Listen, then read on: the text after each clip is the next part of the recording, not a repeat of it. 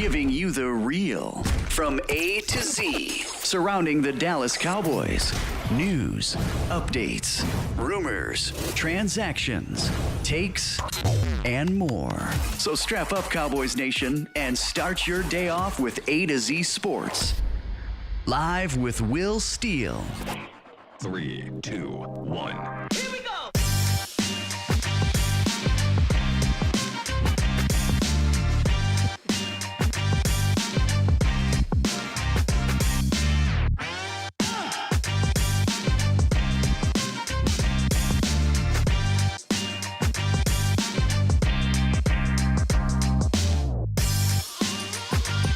Good morning, good people. Is it a good morning? Welcome to A to Z Sports Live. I am your host, Will Skywalker Steele.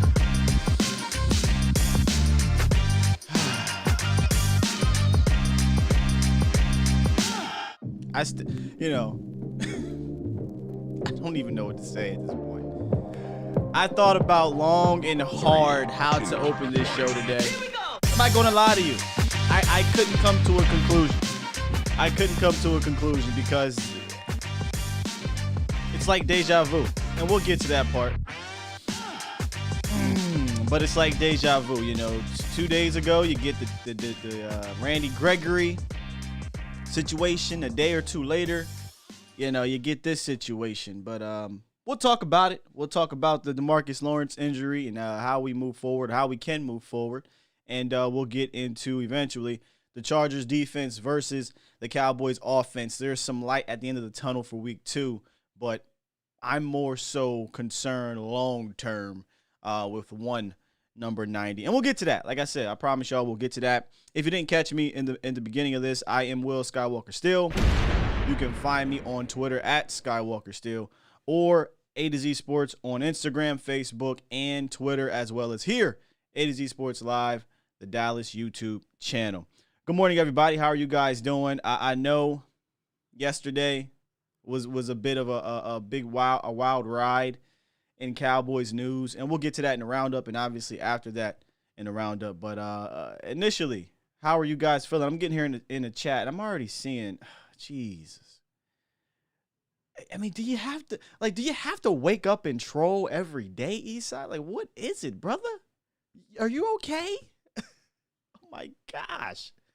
Dude comes in here every day with it. But shout out to David C., my guy, Shawnee. I see you, bro. Mark Smith, Shane, Kenny Stanley, CJ, Brian Bradford, Mom Dukes in the building, Adrian, Mike Harris, Felipe from France. I always got to say it, man. He says, have a sunny hello from France. It must be nice over there because over here, my brother.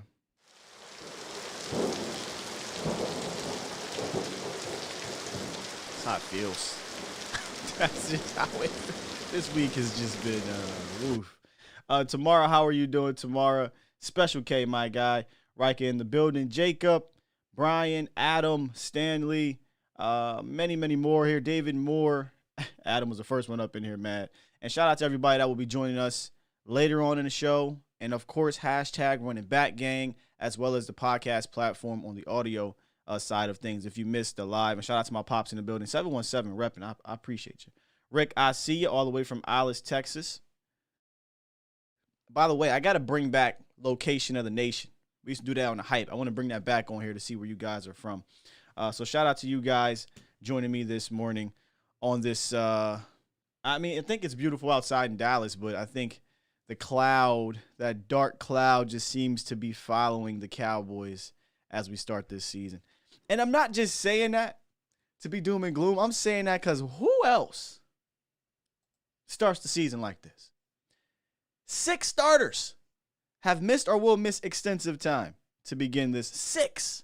And not just like, oh, Connor Williams, Tyler Biadasz.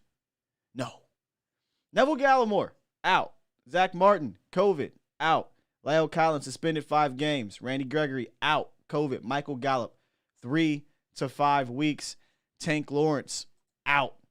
I repeat, 6 of the 5 starters, 6 starters are missing in action the first few weeks. It's fine. Everything's fine.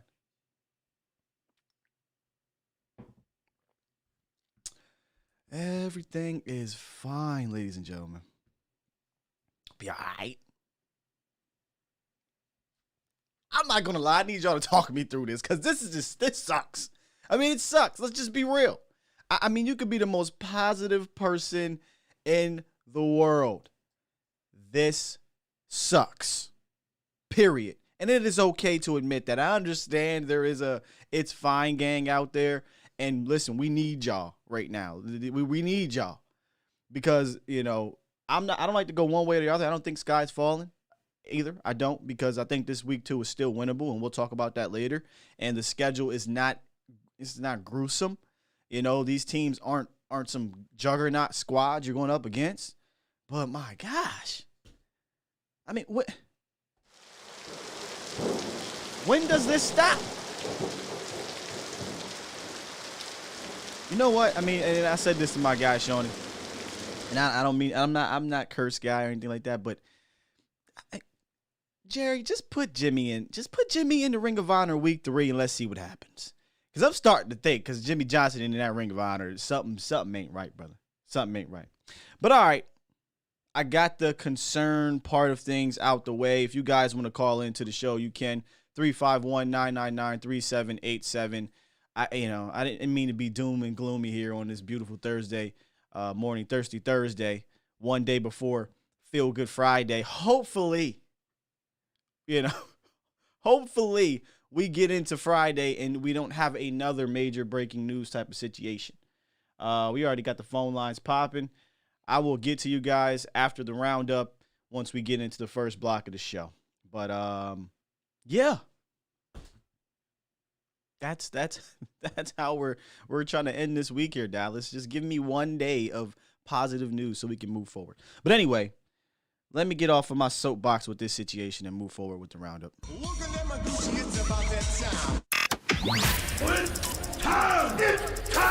It's time! It's time! It's time. It's time! It is time for.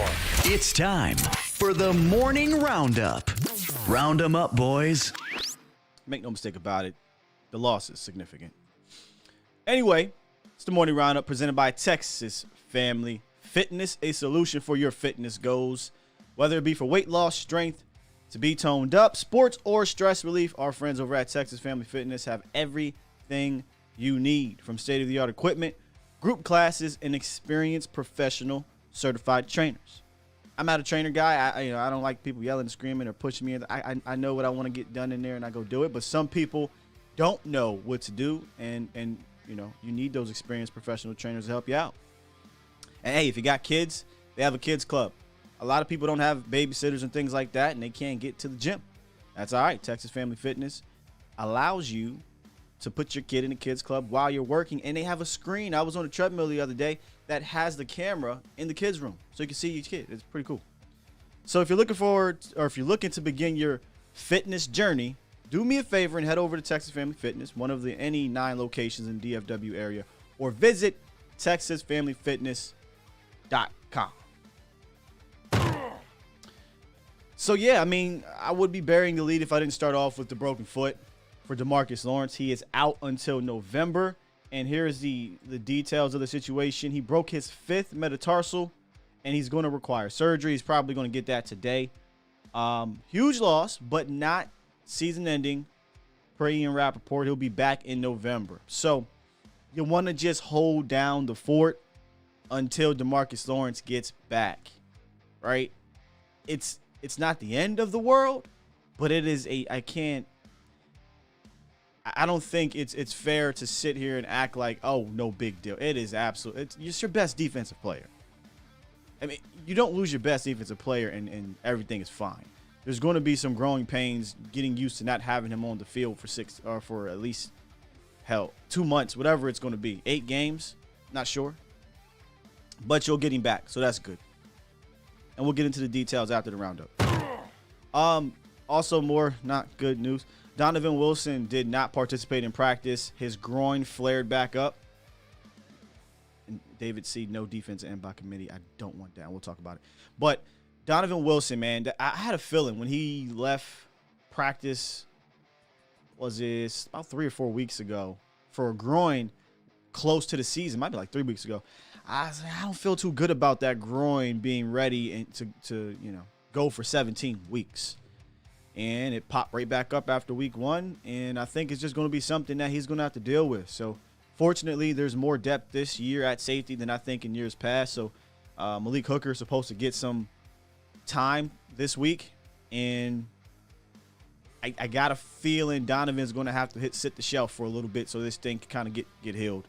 But, hey, I like how Jaron Curse played. I like how KZ played. Malik Hooker has talent. I do like the safety rotation this year. And I thought the safeties were pretty decent. I thought the safeties were pretty – I didn't come away from that Bucks game upset with the safety play. I thought they played pretty good. I'm with you, Prime Time. He says groin injuries just don't go away. I think it'll keep popping back up. And to go kind of jump back to the beginning of things with Demarcus Lawrence, a lot of what I'm seeing on Twitter sphere and what pops in Cowboys fans' head right away is, do you put Micah Parsons on the edge? I'm in the middle with it. I don't think you actually do it full time. But I think you're going to ask him to do more of it, which may require more snaps from LVE or Jalen, preferably for me, be LVE. But it just may be something you have to do because Micah Parsons is not only good at it, he has experience doing it. That's what he was. He was a defensive end, one of the best ones coming out of college. He moved to linebacker at Penn State and still rushed the passer a ton. So you may need to require Parsons to come off the edge some more. But definitely not full-time. Just in a part-time role, which probably what he was going to do anyway this season. They blitzed him some. He had 13 pass rushes against the Bucks. That may increase to 18 pass rushes, depending how often the Chargers throw the ball. So you do need to utilize his skill set in that pass rush capacity. You were going to anyway, but now with D-Law out, you're probably going to ask him to do a little bit more of it. Morning Roundup, presented by Texas Family Fitness. Let's get into the chat, see what you guys are talking about. Adrian is not with more Jalen Smith. Eastside, yo, bro, what is? I'm just gonna ignore you, man, because you're not doing anything here but just being a weirdo. Fresh Fade says Dorrance, Anai, Ghostin, let these guys play. I mean, do you have a choice? You don't have a choice. So that's going to happen. It's one thing to be like, yeah, let them play. It's another thing to be like, yo, I'm totally confident in these dudes to replace Demarcus Lawrence and Randy Gregory. Which side of the fence do you want to live on? Reality? Or the other side? I'm living in reality. You got to show me. There is this whole mantra going into week 1 of other teams got to show them, that they are this team and that team, when Dallas's defense hadn't showed us a damn thing. No, Dallas's defense has to show me. Anai, all those, you got to show me, because Demarcus Lawrence, without a doubt, is a massive, devastating blow. He's your best defensive player, and yes, he didn't get a crap ton of sacks or what have you in week 1 or last year, but without a doubt, he's your best overall player. Overall. And in week 1, he was your best overall defender, especially in the run game. Nobody got to Tom Brady because listen, the best way to get to Tom is up the middle. Our defensive ends didn't get it done. Our DEs were screaming off the edge, but it doesn't matter, right? If you don't get pressure up the middle. When I went back and watched the game, we did run a little bit more games up front. Some stunts. They weren't smooth at all. But no pressure up the middle on time. You're not going to get to Tom Brady. Nonetheless, he had 5 tackles, 5 hurries, and 2 stops in that game.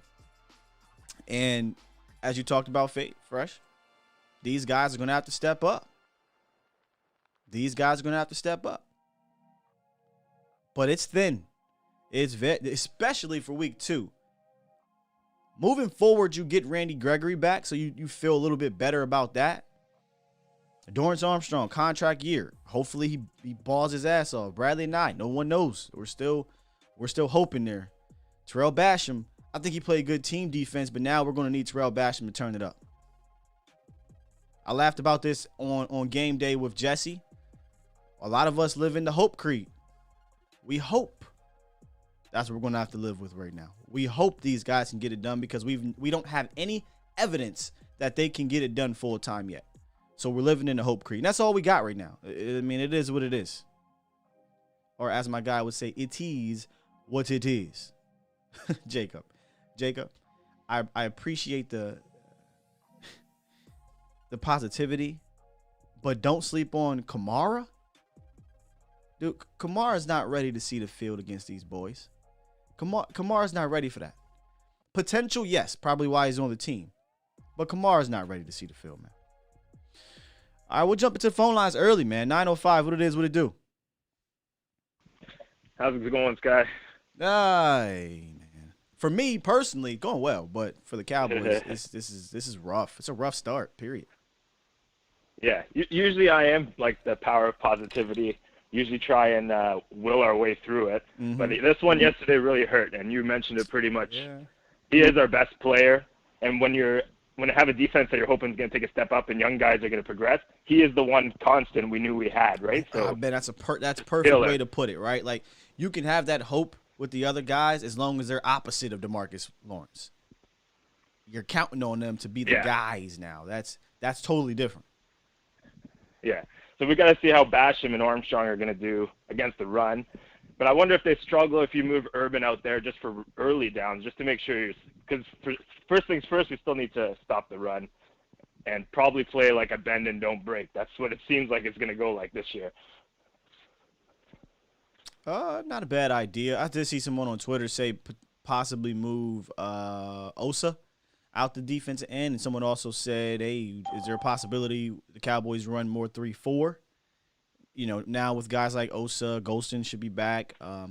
Urban, these guys are long, lengthy 3-4 type of guys, so that's a possibility. But, yeah, you're absolutely right. You still have to defend against the run. And I came in, I don't want to say a little arrogant, but I came in confidence in this week too. Like, oh, yeah, we're fine against the run. You got Urban, you got Bohanna, Osa. Even Basham played good against the run. D-Law, the linebackers, I felt good. Losing your best run defender, just realistically, it hurts. So we'll see how much it hurts on Sunday. Yeah, exactly. And I know you're a big Randy Gregory fan. Now we need this even more. Like, he needs to take this step now, unfortunately. And then hopefully and the other thing working for Armstrong is he has contract year. Hopefully he realizes the opportunity he has because he can make himself some money that benefits the Cowboys in the end. Yeah. So he has a really big opportunity to show some people he could play. Yeah, we're asking these guys to play out their minds. It is what it is. It may not be fair, but that's just where we're at with it due to the circumstances. You got to play out your mind, Dorrance. You got to play out your mind, and Terrell Basham. You got to. Yeah. And the other thing, I was not sure exactly how feasible it is, but they got to right the wrong and go get back Rondell Carter. I'm sure it's just because he wants to be on the active roster.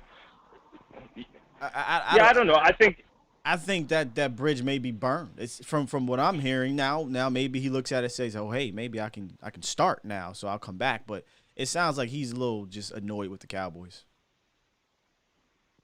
Yeah, and I could get that part. That's why I was totally agreed with him to go to a practice squad because for me, he was saying, "You guys know what I am. When you want me, come get me for the active roster." He had a chance to go to Arizona. If he's a young guy thinking about his game, why not go see what J.J. Watt practices like, Chandler Jones practices like? It's only going to help him, right? So I don't know. I'm not ruling out. I hope they just go get him, bring him to the active roster, and hopefully keep him from there. Yeah, we're going to get into some options here after I get off this phone call. We'll get into some options. There's two ways to go about it. Yeah, the other thing I was going to say, I just want to say also the offense can help out, hopefully. Wow. I know Tampa had a strong run D, so we kind of went that way with the game plan, but doesn't mean we have to stop playing like that. No. So, ball control. In 2016, you're keeping the defense off the field as much as possible. And also, you're talking to the wrong guy about that ball control crap. I don't subscribe to it. No. Go ahead. I'm just going back to like 2016. It is what it is. It just limits how many times you're asking your defense to make it, and no stupid turnovers. We can't handle that anymore. Like there can't be no bad fumbles, no bad interceptions. I'm a week-to-week guy. Clean on offense. I'm a week-to-week guy. Last week wasn't the week to play run the ball 35 times for 2 yards in a cloud of dust just because. They caught 28 run plays. It gave Dak the option to check out of him, and he did. And he did the right thing. The numbers don't work against the number one run D. You know what I mean? Yeah, sorry, I don't think I'm explaining myself correctly. I want them to keep that short passing game plan. Like, keep the short passing. Don't have to, like, go for the big plays. You know, just kill the clock. It doesn't have to be the runs, just those style of plays, almost full West Coast. And that's also going to help whoever you're putting at right tackle. You're getting the ball out quick. The same thing why we said Tom Brady was so hard to sack, right? Try and mimic that. Be a quicker offense, quicker passing. Yeah, you got to be Tom Brady. You got Amari Cooper. You know what I mean? I hear what you're saying. I know, I get the gist of what you're saying. You want to do it in a different way. You want to be the ball control like essentially in week 1, where it wasn't because of the run. It was the efficiency in the passing game. And that's why people were when everyone was talking about the run game last week, I kept saying, well, what they did, they executed what you essentially want the run game to do. They had time of possession by 10 minutes. So, yeah, be efficient and convert third downs. That's what they got to do. But we'll get into this is going to be a completely different week. Like completely different. Trust me, you'll be able to run the rock. And we'll talk about that later. Yeah, exactly. And I think try and get early. Try and bank on those early possessions. 2016, a huge thing was like opening drive, receive it, go down the field. It was like 7 right away, pressures on the other team. Can't get behind. Like that. It's the same. I mean, it felt like deja vu. Right? This is deja vu. We talk about this every year since 2016. Cowboys can't get behind. What they do in week 1? One time in that game. Got behind. Yeah. But all right, man. Appreciate the call, brother. All right. Blowing up. Thanks. Take it easy, Sky. You too, man. I'll get to y'all in a second, man. But here's the first block of the show. Got to get into it. Should the Cowboys sign a free agent defensive end? No free agent out there is going to save the day, but I'm going to say yes. Yes or no? Y'all let me know in the chat. I'm going to say yes because the depth is super thin right now. One more injury, and it's kind of catastrophic at that point. So obviously, signing a guy right now really is not going to matter for week 2. But I'm just thinking long term. I'm thinking long term. Should they sign somebody? And there's a couple guys out there that the Cowboys can look at. These are some names, some of the more notable names. Not necessarily the best options, but some of the notable names. Olivier Vernon comes to mind, number 1. That's like the number 1 guy. Problem is, Olivier Vernon, and I completely forgot about this, he tore his Achilles in January of this year. So his recovery may not be done. It may not be done. You got Adrian Claiborne, who the Cowboys should be very familiar with. He had a career day, almost a record-breaking day against Chaz Green in 2017 with 6 sacks. Jeez.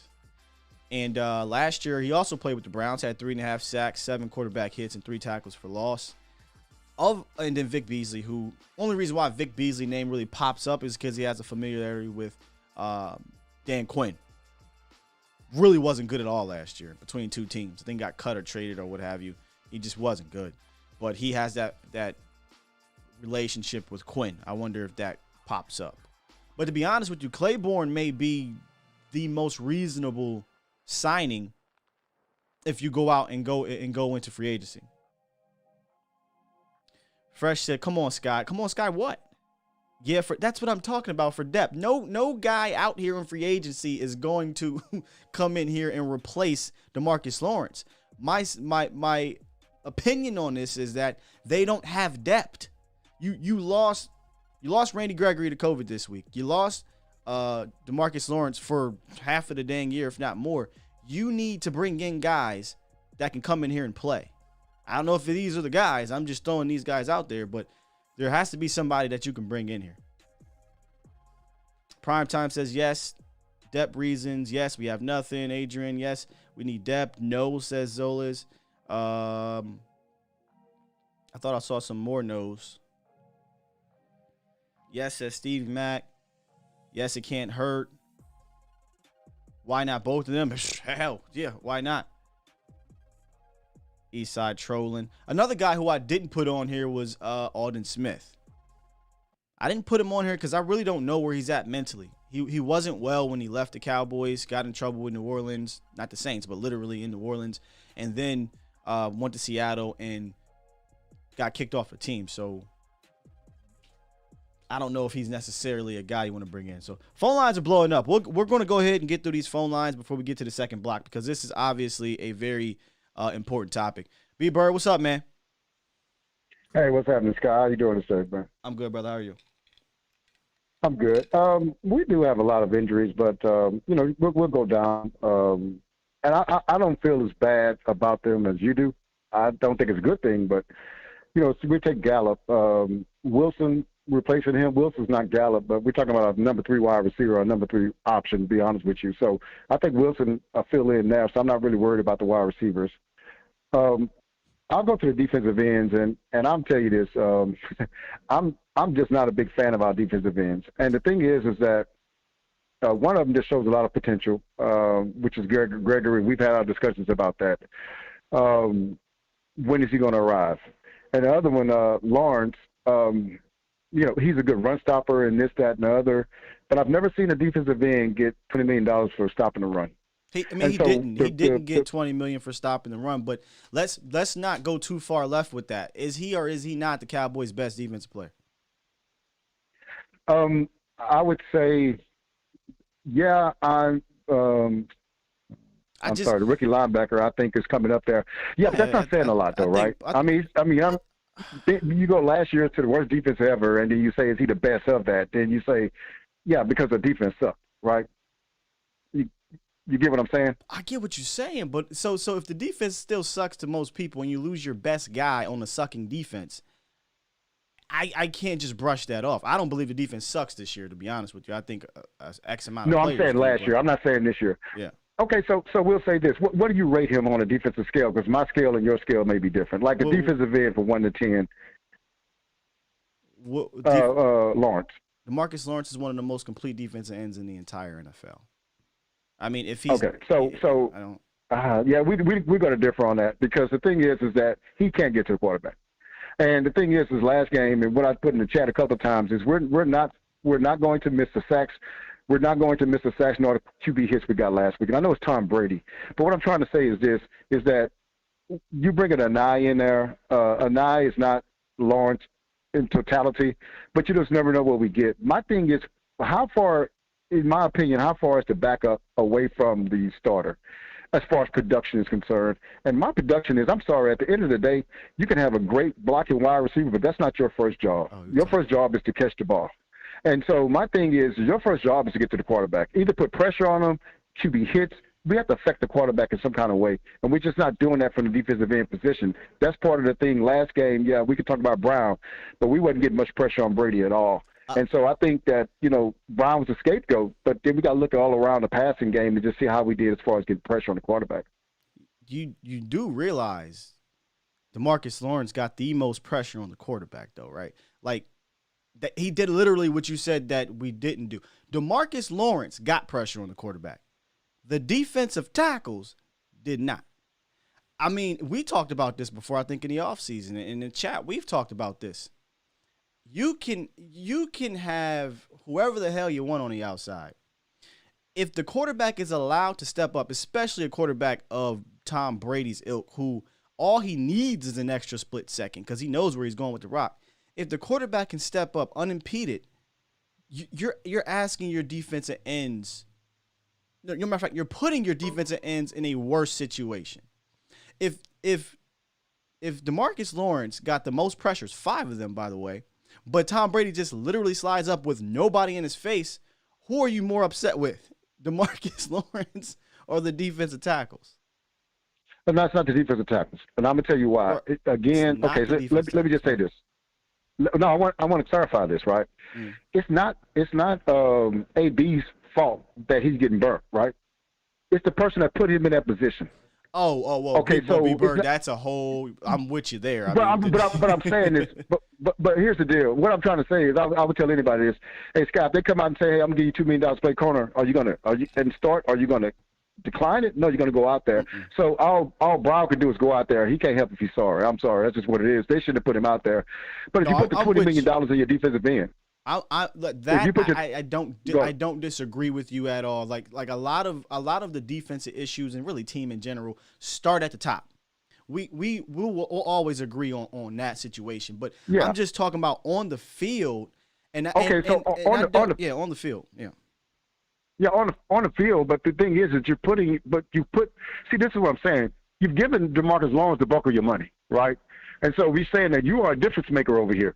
So we're not putting the money at the defensive tackles. We're putting, undrafted guys, low free agents or whatever there. And then now we got Gregory on the outside. So we're putting our importance on the outside. So we're saying you can overcome some of these things on the inside. We're hoping that you can. Brother, but the numbers that he's put, yeah. The Cowboys have shown over the last, half decade to decade, that if you don't create interior pressure, that is an issue for this defense. So it goes back to what you said, though. You don't blame AB, but you blame D-Law. I don't get that one. Like if the Cowboys, if you don't blame AV for putting AB out there, you blame the staff, then you need to blame the staff for not prioritizing interior defensive line help, like real interior. I do. I do. I really do. But I'm saying, and I don't want to sound. I hear what you're saying. I really don't want to sound like a stan, right, for D-Law. It's just that I appreciate everything D-Law brings to the game, and I understand that not one man can. Even Joey Bosa, fam, and then we'll get to that. I can't wait to talk about it, but this is a very important topic. But even Joey Bosa, amazing player. Joey Bosa really didn't have any goddamn help, and it almost cost them. It almost cost them, and we'll talk about it later in the show.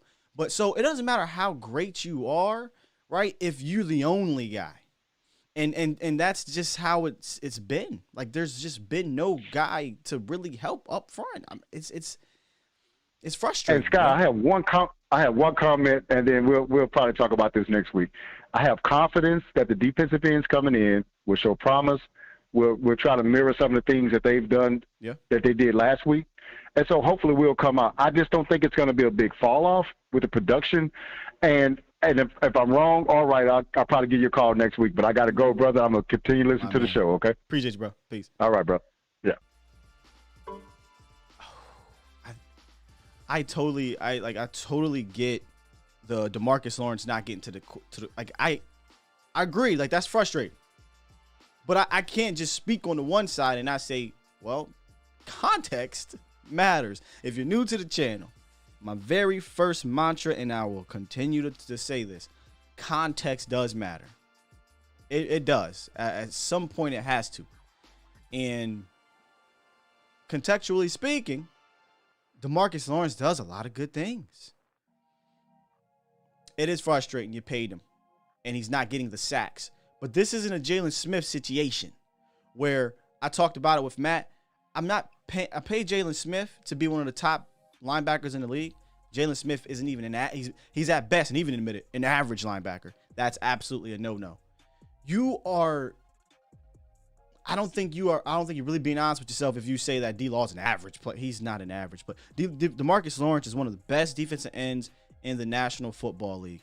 He may not be one of the best pass rushers, and it's fair in regards to finishing, and it's fair to criticize him for that. But Demarcus Lawrence, without a doubt, is a difference-making defensive end. That's just real.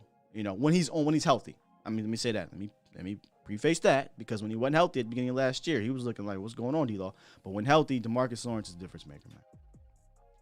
Now that's interesting. Prime time. He says he's not a game changer, but he does impact the game. It sounds like, what do you mean, an oxymoron? But I kind of can get with that. Like, he may not be a game changer in a sense of Aaron Donald, TJ Watt can be a game changer in that sense, but he is an impact player. He is a difference maker. He may not make the almighty grand splash plays 3-4 times a game that y'all like, but he makes these other plays that when you pop on the film, hey man, Demarcus Lawrence, that was an important series. But nonetheless, let's move forward here and then we'll get to some more. Reek, what's up, man? Hello? Yes, sir. What's going on, brother? Hey, What's up, Scott? How you doing, man? I'm good, brother. Yeah, I just wanted to start by saying this, man. People need to quit tripping on Demarcus Lawrence and how much money he getting paid. Quit pocket watching, fam. We got a good defensive end. You know what I mean? And he was doing good things in that last game. Yeah, somebody you know what I mean? tomorrow. Absolutely. She said, "Did he not make a turnover last week?" That's what I'm saying. Like, He's stopping the run. What are we doing? You know what I mean? Like yes, active. he didn't get to the quarterback, but he forced the turnover. He was an impact player. Like I just don't I don't know, man. When they want blood from him because they gave him some money, get out of here. My whole thing is like this, man. You know, everybody talking about these players, a lot of these players that's falling down. Man, it's a long season. It's a longer season. I'd rather, I hate for them to get hurt, but it's a part of football, bro. I'd rather see this happen early in the game than later in the game. My whole concern is this. And you know what I mean? My whole concern is this. Come back if we on a run and we getting hot. The whole mission to me for this Cowboy team is for them to keep Dak Prescott upright the whole season. Yeah, without him getting hurt. As long as you got 4, you got a chance. You're gonna have to weather. You got a chance. You're gonna have to weather the storm. Like there's no denying this is not ideal. This is more not ideal than anything I've seen to begin this season from any other team. Like this is crazy. But you have to be able to weather the storm. If you can weather the storm and you get the guys back, you can make a run. But I'm not going to deny the fact that this hurts big time. It hurts. Of course it hurts. But what hurt it more? Demarcus Lawrence going down, or Dak Prescott being out for the rest of the season, the whole season last year. Let's not put that energy. Let's not put that out there. That's what I'm saying. I'm just saying. I'm looking like this man got a chance to come back later. My whole thing like this. It starts at the top. Stephen Jones always talking about some evaluation is 365.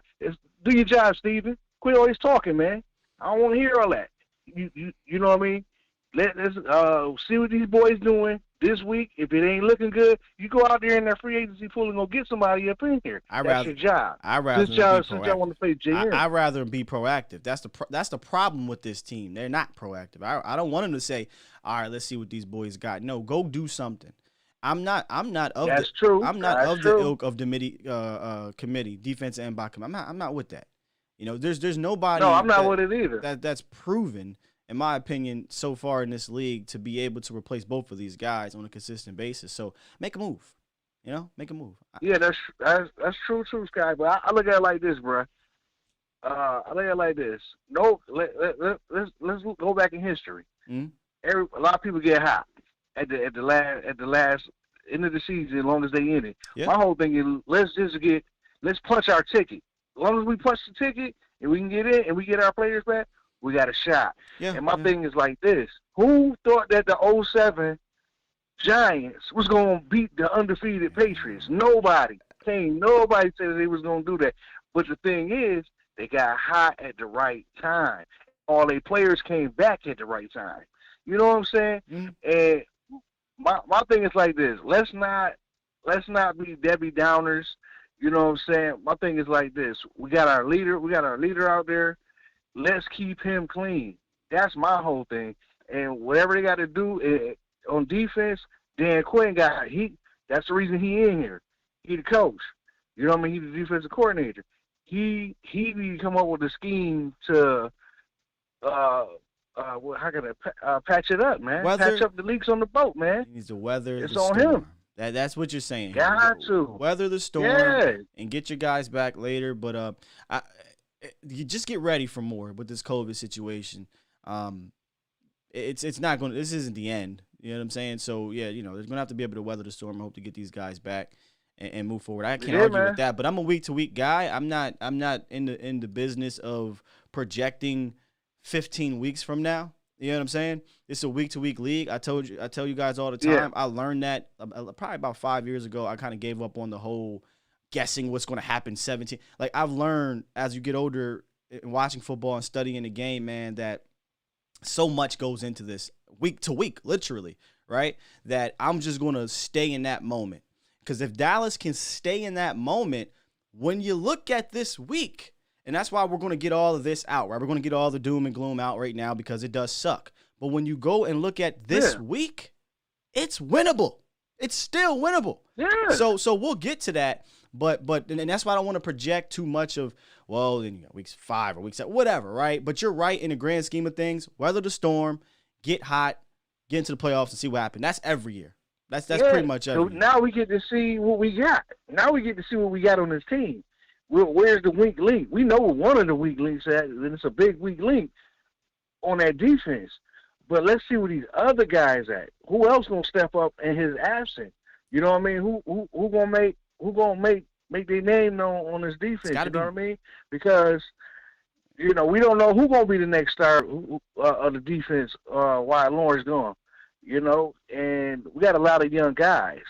Let's start playing some of these dudes, man. Let's put them in the fire, man, and see what we got. I mean, you talking about a 9? Because I'm talking about a lot of these rookies, man. Oh, like the corners and the rookies and the rooks. You know what I mean? Let's see what they do. Let's see what they can do, man. Because I think we drafted pretty good this year.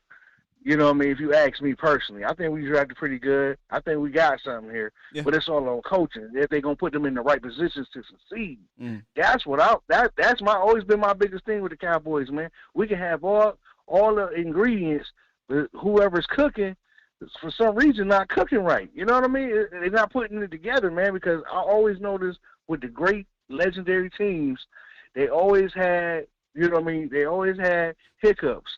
But it's all about how do you adjust to the hiccup. You know what I mean? We know we ain't got nobody in here that's going to play like D. Lawrence. Do you believe in the coaching? We already know that. Do you believe in the coaching? I like Dan Quinn, man. I like Dan Quinn. I think he got his job cut out for him, but I think he can do it, man. You know what I mean? It just, if he needs more help, the Joneses need to go get him that help so we can survive this season because it's a long season. Like you said, injuries is going to happen. Long as we got a chance to get D. Lawrence back and we hot, I'm cool. And for doing this thing, I'm cool, man. You know what I mean? I'm not going to hit the panic button all the way, because I felt more battered last year than I do this year. You know what I mean? In week 2? I feel like we got a chance, man. Huh? You felt worse in week? Oh. Okay. No, I felt worse about last season than I do right now. Down that a lot of these guys is getting injured. You know what I mean? Last season was a downer, man, because I'm like, damn. Well, you lost quarterback on. Yeah, I mean, and your defense was atrocious. There was just a lot of things. But, I mean, it's not starting off too good. Right. It ain't starting off too good right now. But it ain't, man. But it's light at the end of the tunnel, man. Everybody, we just got to fight and keep believing, man. It's light at the end of the tunnel, man. I'm not giving up on my boys, man. Nobody's suggesting giving up. Nobody's suggesting giving up at all. Yeah, but it's a lot of people out here. Act like they waving the white flag out here, man. But I'm just saying, like, I don't know, man. You got to turn them football, off. Dog. You got to turn them off. Yeah, man. But I'm not. What I'm not going to do though is live in La La Land. Y'all know me on that. I'm not. Oh, like, that's not going to happen. If you're coming on this channel looking for Skittles and rainbows and me to say that everything is just beautifully okay and we don't, losing Demarcus Lawrence and losing Randy Gregory and losing Michael Gallup and losing Zach Martin and losing Neville Gallimore and losing, all these players it's fine. Not going to come from me. It's not. What we're going to do is we're going to try to find a solution to win that week without said players. Yes.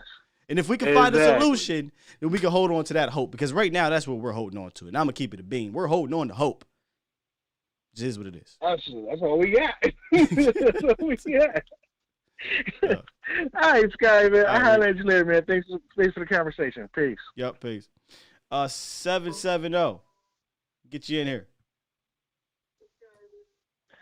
Sky, what's up, my brother? What's up, man? Fresh. What up, Fresh? Come on, man. Talk to me, brother. Talk to me. Oh man, everything's Gucci, man. But, hey, look. He said. Like I said in the chat, like I said in the chat earlier, bro. I'm all about playing these young dudes, man. Because if you look at it, other teams other players that we released in the past, like Chardavius Ward, Hitchens, Damian Wilson. Well, Hitchens was a 4-year freaking, Chris Westry. You know what I'm saying? I'm all about just letting these young dudes play instead of panicking and going out and signing older guys to start over the young dudes. Because it's going to happen again. You know it. But who So are you getting in free agency to start right now? Like, that's pretty much done, right? Not really. I mean, you have there's some players out there that you can probably sign and who could probably come in and maybe start over the young guys based upon their name, but not necessarily on what they've done lately. You know what I mean? I'm all about just playing these young guys now, and then also look at the future, right? Because I mean, look at Demarcus Lawrence's contract. There may be a time like coming up next year when you may want to move on. I started this show off saying I'm more worried about long term for number 90 than I am right now, and that's it. Exactly what you said. This is a conversation maybe we'll have tomorrow, but you might have to start considering thinking about what you're going to do long term now, because that's a broken foot. That's a broken foot. When he broke his foot his rookie year or that 1 year, what year was it? The next year he had like 0 sacks, and because he was still getting acclimated or what have you. So I worry a little bit about the broken foot long term, because he's always dinged up, right? Back surgeries and broken foot now. Right. That's what I worry about first. But anyway, go ahead.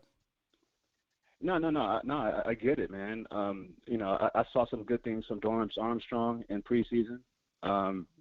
Bradley and I sort of flashed a little bit. I think at this point, if the fans, people in the chat, whoever wants this elite defense, you got to build it through young guys. You got to let them play now. This way, next year when we're turning around, I don't want these young guys first time getting in a game to be next year. You keep putting yourself behind the 8 ball if you don't play them immediately. And that's one of the big issues that the Cowboys have had over the years, right? Not playing these young, letting them sit on the bench, getting free agents, just playing them in the preseason, and then letting them do special teams, and then that's it. Yeah, I mean, they pick and choose. They pick and choose their spots, though. I mean, they started guys like started guys like Cheeto, and Lewis was in and out of the lineup. Hell, what's the cat's name we get on? Brown, right? Like, they let Brown get a ton of tick. Like, they pick and choose their spots, and then you get the situations with Wilson, right? Why is it taking so long to get Wilson out there? The defensive line, I don't know. I don't know. Is it Will McClay? Is it they just missed? They just seem to not be able to stick when it comes to defensive line evaluation. But here we are. I have it up here on the screen. Armstrong, Basham, and Nye. They have to raise their level of play to something that we haven't seen yet. That's just fact right now, man. So you're going to get your wish for those guys. But I'm more so with the young guy theory you're talking about. I want to see that with the corners. Like, give Nashawn Wright a shot. Right. When Kelvin gets back, give him a shot. What's it going to hurt? Like, Jordan Lewis and Anthony Brown are what they are. That's what I mean. Exactly. And then just thinking about it from this year's point of view, if you start the young guys now, right, and then you get your other guys back, when November, December hits, these young guys would have had some experience earlier in the season, so that later on in the year, if you make the playoffs and you're going against an Aaron Rodgers or you're going against whoever, it's not their first time getting live action in the season. They're used to it earlier in the season. They've seen live bullets, not just preseason. And even more so, just play the better player, right? Like, I don't care if you're young or if you're a veteran. Just play the better player. Somebody in the chat said Maurice Kennedy. He ain't young. I'll play him over every single young guy we got on the team. But for whatever reason, the Cowboys they get attached. They're attached to the Jordan Lewises. They're attached to the Anthony Browns, and it can bite us in the ass. And it did last week. And that's the thing. I don't get why, because those guys just aren't guys that are Dan Quinn molds. Like, I've never seen, like, any team that I've thought about that Dan Quinn has had in the past, they've had some shorter guys besides Richard Sherman and, Browner, but I just don't get the feeling that those are his type of guys. He's just playing them because of maybe the money or maybe Jerry Jones. You read my mind, boy. I literally had that at the tip of my tongue. I said, you know what, Fresh? I was saying, I wonder if this is coming up from higher up. I mean, of course. I mean, look at what happened yesterday or the day before. Jerry Jones came out and said, "Hey, Terrence Steele is starting. We're going to give him help." I mean, isn't that a coach's call? Freaky Mike came out and said, "Whoa, we're not settled on that yet." I mean, and this kind of reiterates. I mean, this kind of puts that doubt again in fans' mind. Like, hey, is Jerry Jones running trying to coach the team too? Is he telling the team? I mean, the players have brought this up in the past. Players who have left the team about favoritism. I mean, is this what they're talking about? It's a mystery. It's a baffling mystery. Fresh. I don't know. When people ask me, well, why can't I don't know, man. If I was at the at the press conferences, I'm not pussyfooting around the question. They did that with Anthony Brown. Oh well, is there a potential chance that Anthony Brown could be replaced? Forget all that. Why ain't Maurice Kennedy playing, Coach? That's what I'm asking him. Was Maurice Kennedy not great in preseason and training camp? Did he not look better than some of these guys? Why is he not playing? And they'll probably kick me out the press conference, but hey, at least I got my one question in. I think it's the same thing with like Jalen Smith. I mean, I don't want to mention this game. I don't want that guy to call in the guy who works for the sunglass company. You know what I mean? And get at you again. But hey, look, I don't think that's a Dan Quinn guy either. He doesn't. But ain't that funny? Mentality. Ain't that funny, Fresh? How they can do it with the linebackers? They clearly did it with the linebackers.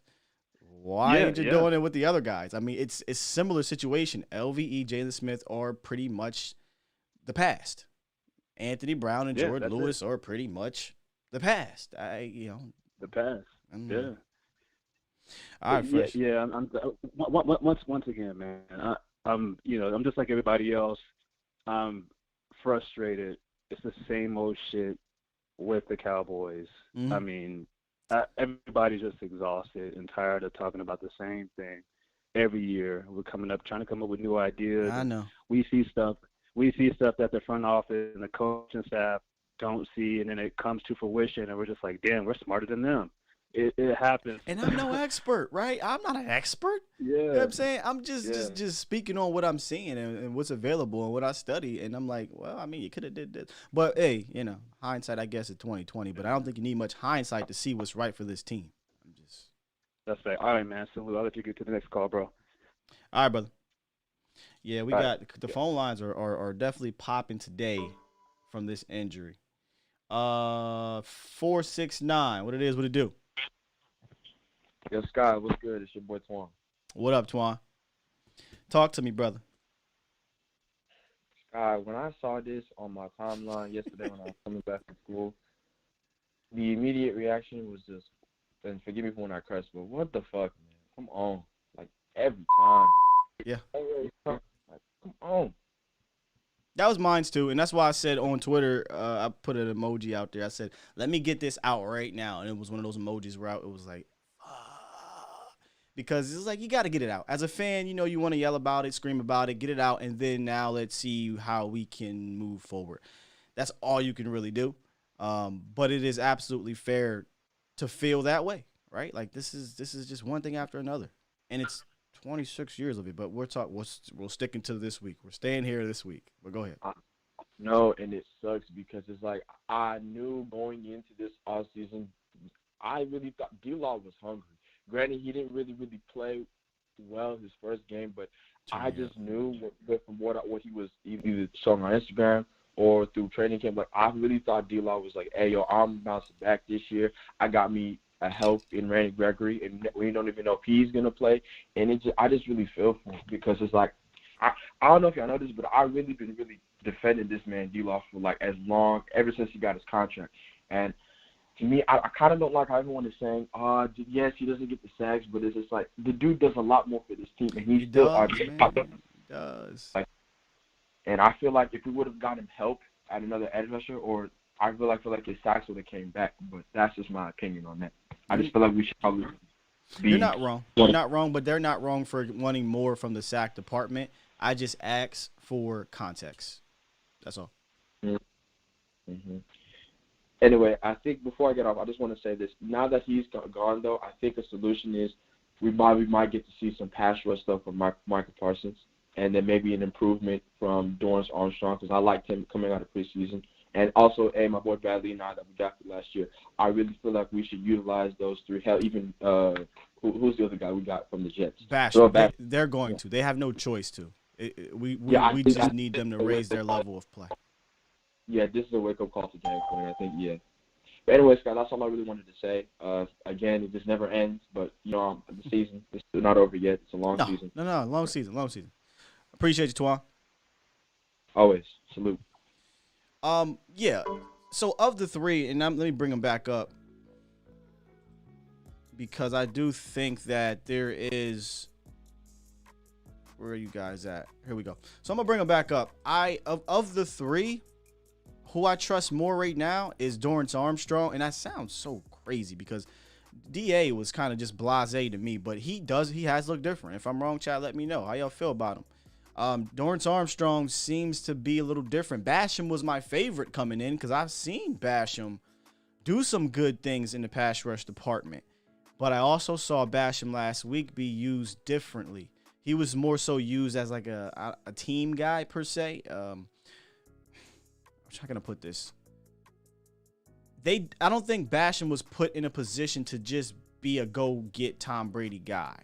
I think he had an assignment and he performed his assignment. But I think now he's going to have to be a go-get the quarterback guy because for at least week 2, we don't have that guy. We don't have the Randy Gregory. We don't have the D-Law. You got to go get the Q.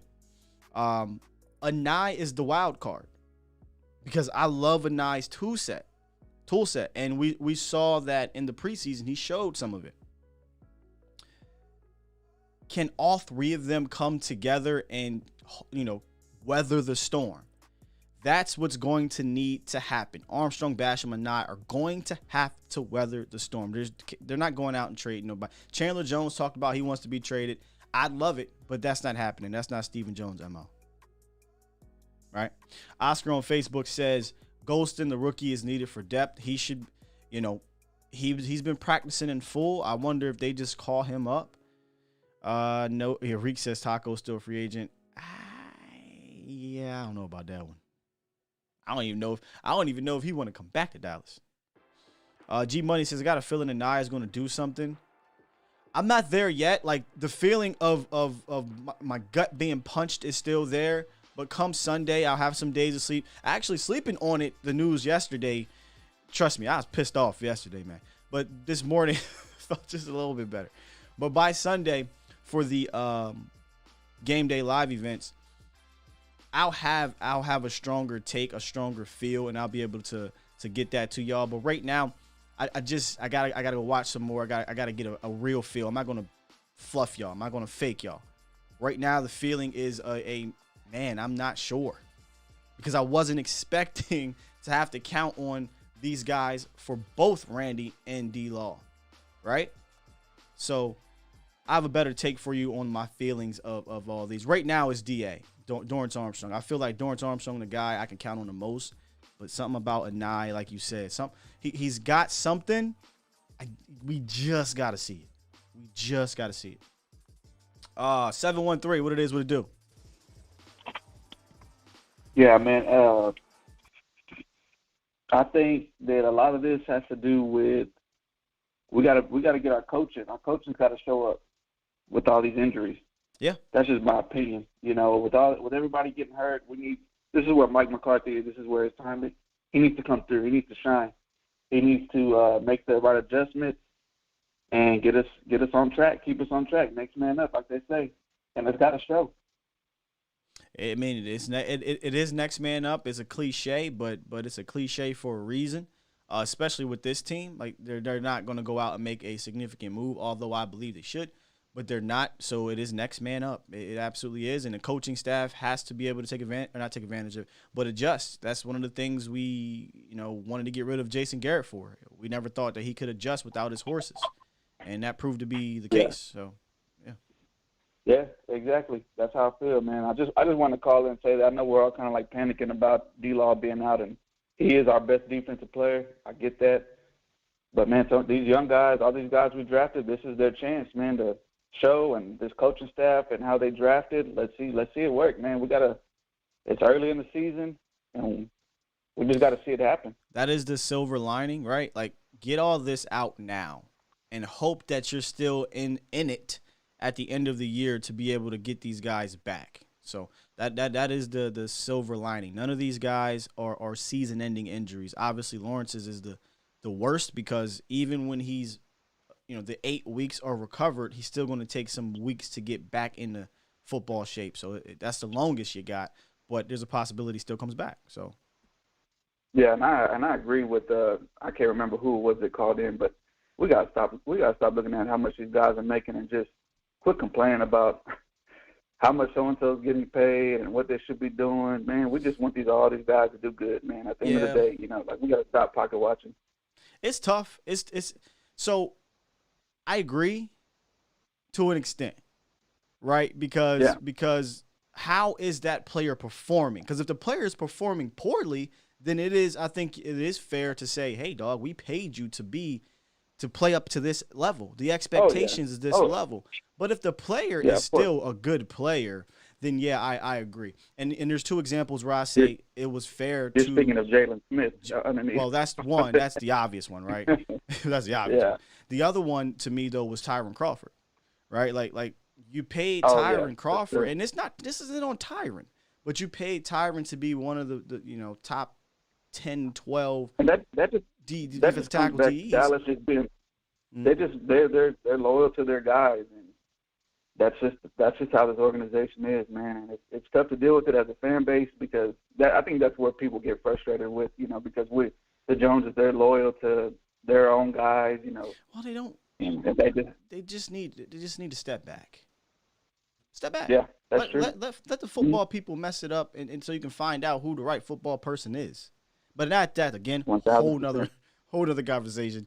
I'm gonna go ahead and get into this next call, brother, and then we're gonna go into the Chargers' defense against the Cowboys' offense. There is glimmer of hope this week. I promise you. All right, man. Thanks. All right, brother. Real quick, listen, man. This show has been fire about D-Law. I forgot to get a couple super chats. My apologies. I can't go all the way back, but I can see one here. Super chat. Shout out to you, B Bird, for the $5 donation. Thank you, brother. He says, this is a salary cap game. It's not pocket watching. If it weren't, wouldn't say anything about salaries. Yeah, I'm in the middle on that one too. I believe that you can work magic on salary cap. It's just I just think Steven's just a cheap dude. And his excuse is, we're going to pay our own. Okay. Go look at the successful organizations around the league. Yes, you have to be able to draft. And yes, you have to be able to build, obviously, through your team through the draft. But you still have to make quality signing free agents to win championships. That is just a fact. That's not an opinion. Go look at the championship teams. There are quality signed free agents. As it is what it is. All right, look. 919, we'll get into you, and then we're going to move forward, and we're going to talk about how the Cowboys can absolutely win this game this week and why they can. 919, what it is, what it do? Good morning, Scott. How you doing, man? I'm good, brother. Good. Glad to hear you better now. This is Rico. I just want to call in about the Demarcus Lawrence. I wasn't surprised about it when I heard the news because that's just been him his last. Yeah, that's right. He just get banged up. I wasn't surprised. And I'm not pocket watching or judging him what he makes because he's a good all around defensive. Excuse me. And he probably is our best defensive lineman. But being available is the number one thing. That's how I look at all positions. I don't care what position you play. I don't care how good he is, about how good you can. If you can't be available consistent, then that's a problem. But that's here there. I'm not going to get into that. But what I do feel comfortable about is I do think Dan Quinn and Mike McCarthy and this coaching staff has noticed that about certain players. That's why they drafted very heavy on the defensive side of the ball. I think they had put a clock on Demarcus Lawrence, on Jalen Smith, that's interesting. On L. Yeah, I think they did put a clock on all them guys because they looking and saying, That's Jason Garrett guys. Them ain't Mike McCarthy guys. Them are Jason Garrett guys. And I think now you're going to see Dan Quinn put Armstrong, Basher, and I in position to see what they can do to move forward. To go along the lines of what you're saying, Golston, right? Like that's interesting. That's right. That's interesting because Golston, that's right. he's apparently similar to D Law in the sense of more of a D Law. Right. That's right. When they drafted Golston, I told my younger brother, I said they putting D Well on the clock. When they drafted Parsons, they put Jalen Smith and LVE on the clock, especially with Neil, with Neil coming in too. So all I'm telling Cowboys fans is let's see where we go with these guys. See what Dan Quinn is cooking. Because I think I told you earlier, I felt like our number one pickup in the offseason was Dan Quinn, not the player. I agree. I totally agree with you there. Yeah, so Bradley and I, you remember I told you earlier, I thought he was our second best natural pass rusher behind Gregory. And I still do believe that because of his skill set. Yeah, so like I said, let's just I have him top 3 as well. I have him behind, D Law and Gregory or Gregory, but I'm not mad at you. It's not an indictment on D Law. It's just that I think Bradley and Nye has great tool sets, but I'm still going to put him below those two. But nonetheless, he is, I think, one of the top 3 rushers, like tool-wise, on the team. Yeah, because I'm not knocking D Law as a player. When he's healthy, he's one of the better defensive linemen in the game. But this is the thing. I can't sit here and say when you're healthy. I gotta look at can you stay healthy. You see what I'm saying? So to me, I wasn't surprised about that. I was more surprised about Randy Gregory catching COVID, and I'm hoping, crossing my fingers, that he can beat the clock and get 2 positive tests before Sunday. It's not looking good. But if it don't, but I said if it don't, it's still one game. He asymptomatic. Right. He's fully vaccinated. We move forward. The thing about it is, Cowboys fans got to understand, there's a lot of players on this team that were Jason Garrett players. A lot of them this is their last time. They gone. For Mike McCarthy to come in, I told my baby brother this last year when we got Mike McCarthy, I said there's going to be some players that we like. That Mike McCarthy said, them ain't my guy. Dan Quinn said, them ain't my guy. We got to move forward. And that's what I've seen. I think we're seeing that now. And then when you move forward, sometimes we're going to hit some rough waves. And I think this is one of the first rough waves we hit. And I'm not panicking about it. As long as number 4 is up. As long as number 4. And off of the line, as long as our number 4 up and off of the line is pretty intact, pretty decent, we got to punch this chance. Because this is the thing. I've seen what Demarcus Lawrence has done for us the last 4 or 5 years since we gave him that money. When healthy, good, but can he stay healthy? And the answer to that we all know. Well, to be fair, this is the first time Demarcus Lawrence is missing extensive time since 2015 or something. 16? Yeah, he had the back and neck last year. Well, he's been and he played. I get what you're saying. Yeah, he's always dinged up, but Demarcus Lawrence has played. He hasn't missed again. It's similar to Amari Cooper. A lot of people were calling him an injury guy, but he played. Like that's the thing. But nonetheless, I get what you're saying. He's not available right now. Yes, he's not available. And then too, Cooper plays at a high level when he's dinged. When you see Demarcus Lawrence dinged, his play do drop some. It's still good, but not at the level when he's healthy. You have to. If you don't see it, I don't think you're being honest with yourself. He plays good, but when he's healthy, he plays at a higher level. When Demarcus Lawrence is healthy, he is good, and he was healthy for 16 games last year? For 13 of them. That's right. But what I'm trying to say is, we know anybody can sit here and say we know what the book is written on Demarcus Lawrence. There ain't no more chapters in that book. That book is there. Either we accept that book or we don't. Take. What's the book? What is the ending? In my opinion, this is just me. He's a good player. He stayed Knicks a lot. It's up to you if you want to pay a $90 million defensive end that type of money for that. That's up to you to do that. No, but what's his ending though? What's the result here? You trying to predict to me what I think is happening? Yeah, I thought that's what you were getting at. Yeah. Oh, okay. I think if these young guys prove that they can hold their own and be Golston, Armstrong, or Nye, I think this is the last of Demarcus Lawrence for us. This year? Because that foot injury, this is his last year. I do just believe this is last year because you brought up a good point at the beginning, back here a few minutes ago. That foot injury.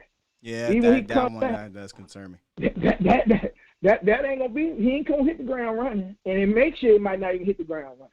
Gotta like. You see what I'm saying? And it's almost like Dez Bryant with his foot. Same thing. I'm just telling you. I believe that these young guys, if I was looking at Bradley Armstrong and Bradley now, I said you got a chance to get some bread from Dallas. Go get your bread. It's up to you to go get it now. Because when they open up, the door open up for you, it's up to you to step through it. All right. Step through it. I'm gonna go ahead and get into the contractual part of it. But hey, great call, brother. Great call. Appreciate it. All right, man. Same to you. All right, have a good weekend. You too. That is a bold one. So as he was talking, I had to go look. I'm like, when can they get out the contract? I think the best time to get out of that contract would be 2022. I wouldn't cut him in this offseason. No. But in 2022, they can release him post June 1st, which I don't even know if I would want to release him. I think I tried to trade him.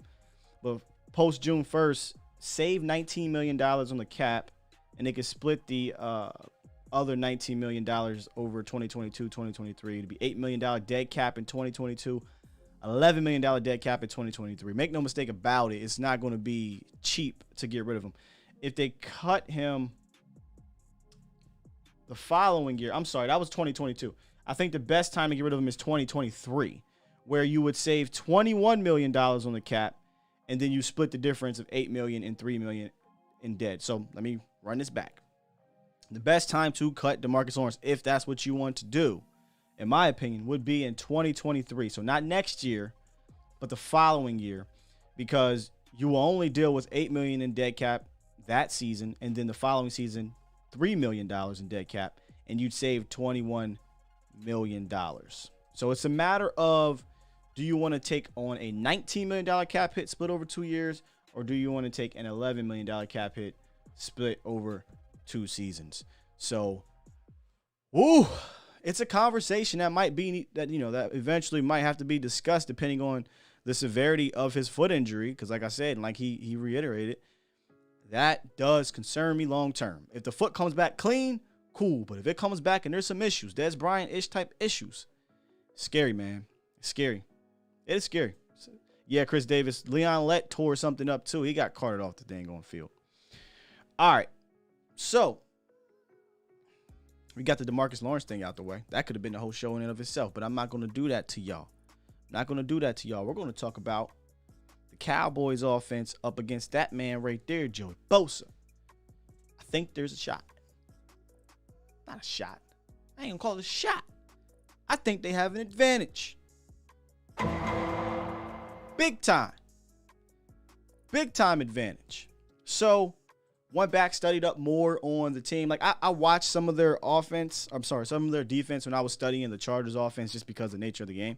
But I went back and specifically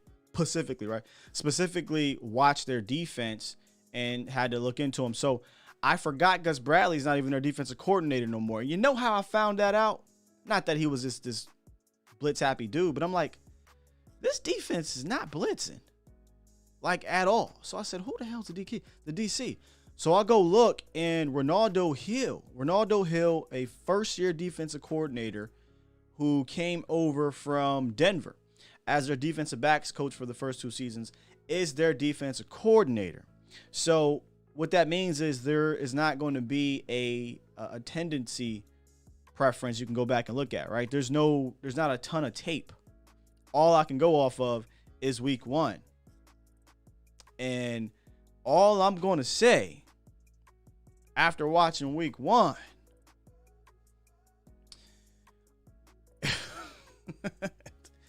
all I'm going to say is this, bruh. Zeke, TP, get ready.